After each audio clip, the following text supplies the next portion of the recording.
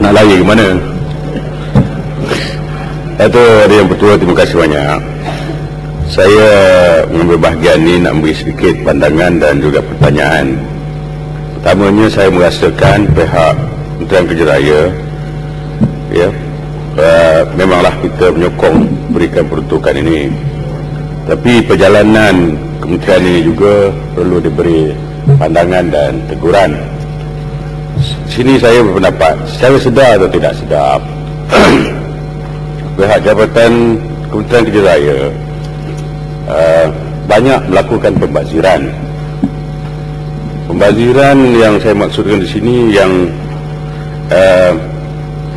mungkin pihak Menteri pertama kali saya nak bagi perspektif ini, iaitu beratus-ratus ribu man hours ataupun masa yang dibazirkan disebabkan oleh masalah lalu lintas, bagaimana disebutkan oleh ahli-ahli yang berhormat yang lain.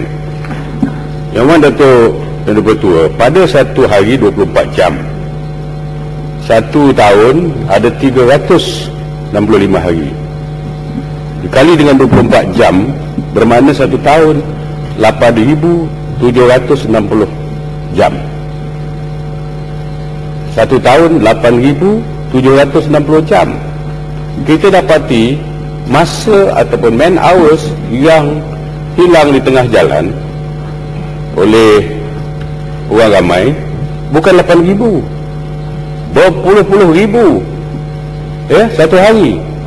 Jadi dari segi masa ini dalam istilah ekonomi adalah satu komoditi yang scarce, yang limited saja, scarce komoditi, ya?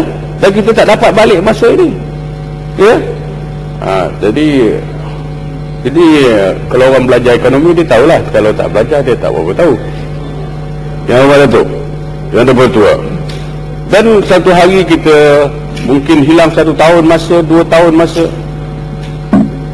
dan berapa tahun masa kita telah hilang. Dan cuba fikirkan kalau masa ini kita gunakan dalam pejabat buat kerja, dan petani-petani bekerja di sawah, bekerja di kebun, berapa banyak hasil yang boleh dikeluarkan. Pengurusan, bagaimana banyaknya pengurusan yang boleh menghasilkan perniagaan dia, pentadbiran jabatan kerajaan, banyak sekolah boleh buat, banyak jalan raya boleh buat, banyak promosi dari segi pelancongan boleh buat, kalau sekiranya dia ada masa. Ini uji dasar ya, Mat. Datuk, ini betul. Jadi berhubung dengan kerja raya ni, dia minta duit. Kita nakkan mereka menggunakan duit itu dan memastikan bahawa perjalanan Kementerian Kerja Raya ini berjalan dengan efisien dan baik dan tidak membazirkan masa rakyat yang begitu berharga.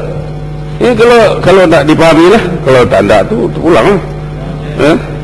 Jadi saya kalau kita lihat, kalau begitulah dapat diselamatkan, banyak kerja kita boleh buat, GDP kita pun bertambah, gross domestic product kita akan bertambah, economic growth akan bertambah, peluang pekerjaan bertambah, good for our economy. Dengan izin habis cerita tu. Baik. Kalau kedua Datuk yang Bertua, itu saja yang awal. dah sikit lah satu, sikit. Boleh Mat. Sikit saja. Ya. Sikitlah ya, Mat.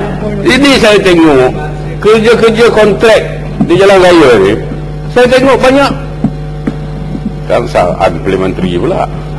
Banyak rakan-rakan kita daripada masyarakat India ni buat kerja ni, subkontraktor ni. Dia orang komplain masyarakat India ditindas. Dia kerja-kerja kontrak, dia kerja berpuluh-puluh juta dia, kontraktor India yang banyak. Mana Melayu kan?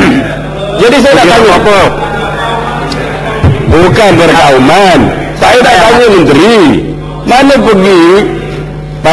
pergi kontraktor Bumi Putra, tak berapa peluang yang ada, berapa banyak kontrak. Ini dah lebih daripada sikit ya, Mat. Ya, ini isu dia lagi. Ya. Okey, terima kasih. Terima kasih, Mat.